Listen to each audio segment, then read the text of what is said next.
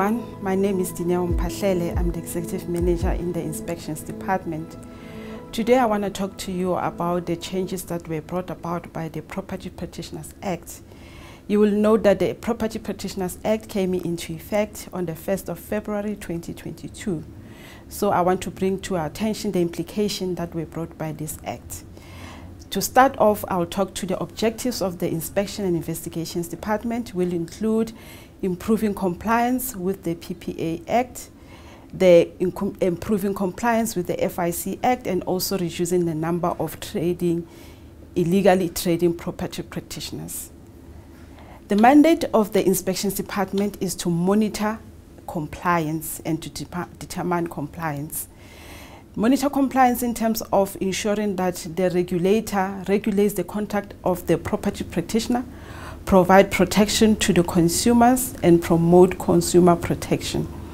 Also, you'll note that the Property Practitioner Regulatory Authority is a supervisory body in terms of the FIC Act. They are obliged to ensure that there is monitoring of the FIC Act and also preventing and also identifying anti-laundering money activities. The rationale behind the PPRA in the Inspections Department is to ensure that there is compliance with the PPRA and the regulation, and also to check that compliance from the property practitioner. You'll note that there is additional scope within the role players in the property practitioners. For example, we have the bond originators, we have auctioneer, we have managing agents, we have business brokers, we have trust, we have homeowners association, property exhibitor, property development, as well as including estate agents.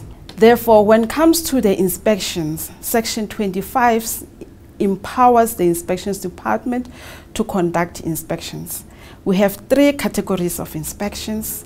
The first one, it talks to the inspections that you conduct at the business offices whereby you don't provide notice. The second one is where you conduct an inspection at the private residence. In that way, you have to notify the property practitioner. And the other one is where there is a request for a search warrant. In this case, is where you conduct an inspection at the private residence. Therefore, you have to apply or have the authority to issue a search warrant, which is issued by the magistrate. In terms of the inspectors, the PPRA empowers the CEO to appoint suitably qualified inspectors in terms of Section 24. And these are responsible for monitoring of all the activities of the property practitioner. It also empowers the National Commission of South African Police to issue the inspector with inspection certificate. This actually allows you also to conduct an inspection with the assistance of the police officer. In terms of the inspection powers, the Act provides that when an inspector conducts an inspection, they must also have the certificate that has been issued to them by the CEO of the institution as well as the Commissioner of the South African Police Service. You will also note that having received that certificate from the Commissioner, in terms of Section 25, where inspectors are actually considered peace officers. Therefore, they can always use or accompanied by a police officer to conduct an inspection. And other powers include that you can enter a business premises, you can also inspect a private residence, and you also have the power to apply for a search warrant through the magistrate court. When conducting an inspection, this is quite key for an inspections department. You'll also note that in the previous act, the inspections or the formerly EAAB did not have the powers to conduct an inspection. Those powers were taken away by the Constitutional Court. Therefore, these powers have been reinstated in terms of the new act. It provides clearly that those inspections, when they are conducted, you must actually ensure or adhere to the law. We must act within the prescriptions of the law. So in terms of conducting an inspection, the inspection must be conducted during the day that is between 8 and 5. It excludes Saturdays, weekends, which is weekends and public holidays. It also says that when an inspector goes and conduct an inspection, they must identify themselves, meaning that they have to produce those letters of appointment. They must also make sure that there is a copy of the notice of the search warrant, and where the person that needs to be inspected is not available, that copy of a search warrant of the notice of inspection must be actually left visible at the premises where they were intending to do an inspection. And it also talks to the issues around privacy, to ensure that when you conduct an inspection, you have to comply with the requirements of the Bill of Rights. Remember, there is a right to dignity, privacy, as well as security. So we have to make sure that we adhere to the requirements of the Constitution. The scope of inspection, it has also been increased. We still have to continue to inspect, to check whether a property practitioner has a valid Fidelity Fund certificate in terms of Section 48, bracket 3. We also have to check the dates, when was it issued, for in cases where the property practitioner is not entitled to receive the commission. It's also a requirement for inspectors to check whether the Fidelity Fund has been displayed, and that the one that has been displayed is the valid Fidelity Fund certificate. We have to make sure that the documents that are used by property practitioner are in line with the requirements of the Act in such a manner that they comply with the marketing material which are relating to that specific property practitioner. One other thing that we do, we have to check the educational requirement, whether the property practitioner has complied with all the educational requirement.